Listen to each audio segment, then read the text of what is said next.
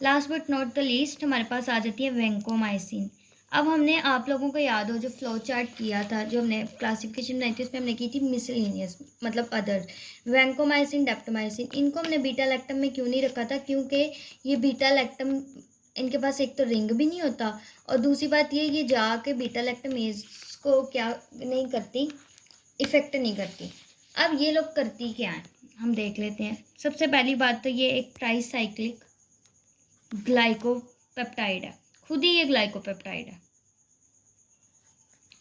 दूसरी बात, इसने जो काम करना है ना, जहाँ बीटा लैक्टम एंटीबायोटिक्स नहीं इफेक्ट कर रही, मेजरली जो हमारा मर्सा और मर्सी है, यानी methicillin resistant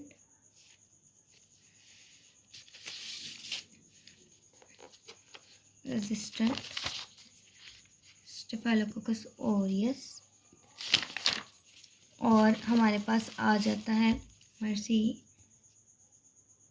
methicillin resistance staphylococcus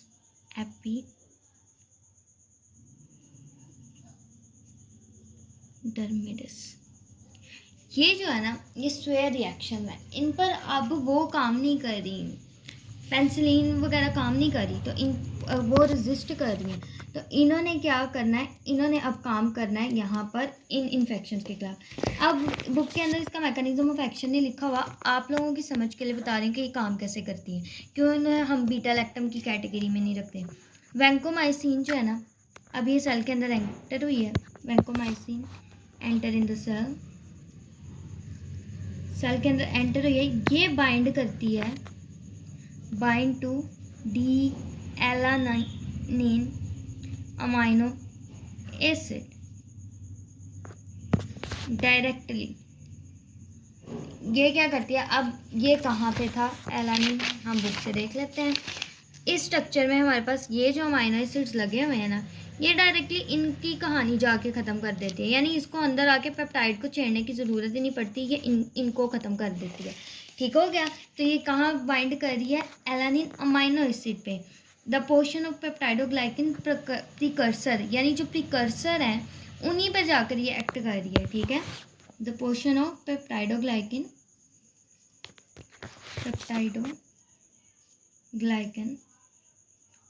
precursors.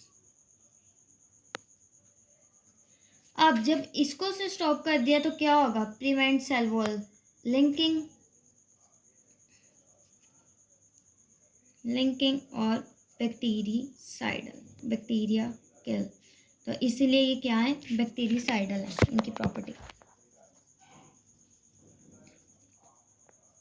अब यूजेस हम इसके देख लेते हैं सीरियस इन्फेक्शंस में।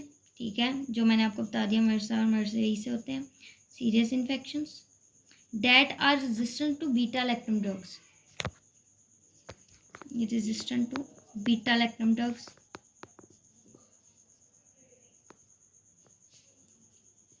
और enterococcal infection मेजर।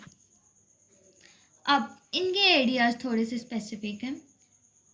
ठीक है, अब आप देखो वैनको कि हम इस वैनको को कह लें कि ये हमारे पास एक वैन है, तो यहाँ पर वो क्या कह रहा है? नॉट ट्रबल द वैन, कि जो अगर वो आ रही है तो उसे आने दो, नॉट ट्रबल वैन। ठीक है, आ रही है गाड़ी तो उसको आने दो, आने वाले को कौन रोक सकता है? ठीक है, अब वो आ रही है तो उसके साथ वो पंगे ना लो, लेकिन अगर पंगा हो जाता है, टॉक्सिसिटी ज़्यादा हो जाती है, तो इसके areas N for nephrotoxicity, O for ototoxicity, these are unique areas. ठीक है, तो ये आप लोगों ने याद कर लेने हैं। उसके बाद है टी फॉर थ्रोम्बो फ्लेबाइटस, और एक हमारे पास इसमें आता है रेडमैन सिंड्रोम, जिसमें फ्लशिंग होती है।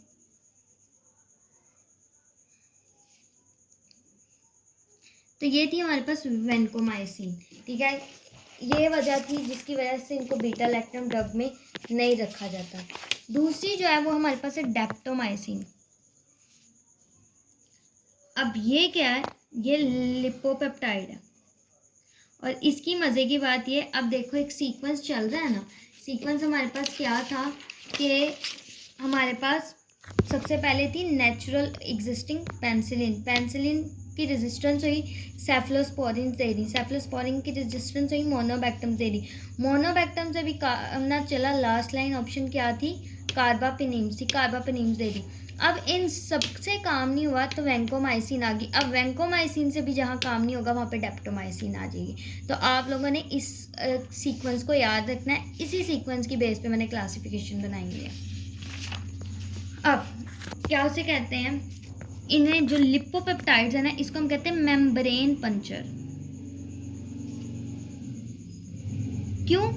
हमने पीछे देखा कि इवन के वैंकोमाइसिन भी कहाँ पर एक्ट करी है, सेल वॉल में, लेकिन ये कहाँ पर एक्ट करी है, ये मेम्ब्रेन पंचर में, के अंदर तक जाकर ना अगले बंदे को नुकसान पहुंचा के आती है, कि नुकसान तो पहुंचाना है लेकिन अंदर तक जाके मैं नुकसान पहुंचा के आऊँगी।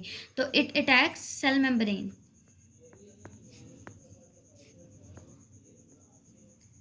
तो इसका हम मैकेनिज्म ऑफ एक्शन देख लेते हैं। Enter the cell. अब ये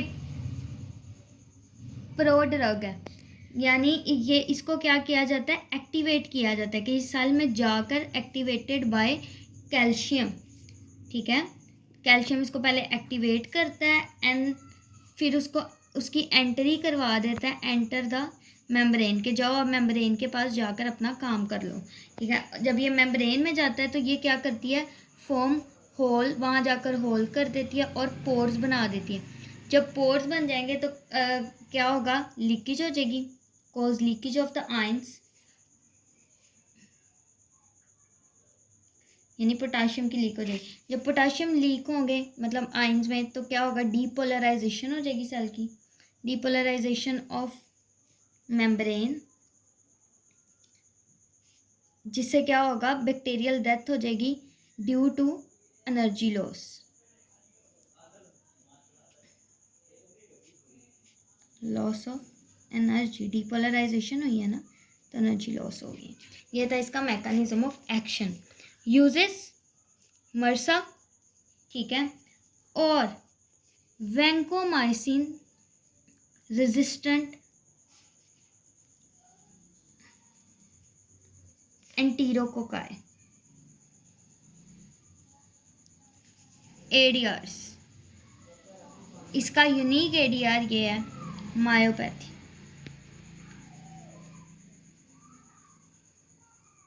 इसने सेल मेम्ब्रेन M4 मेम्ब्रेन पे अटैक कर रही है, तो इसका मतलब क्या, M4 मायोपैथी, के मायोपैथी करेगी मसल इंजरी।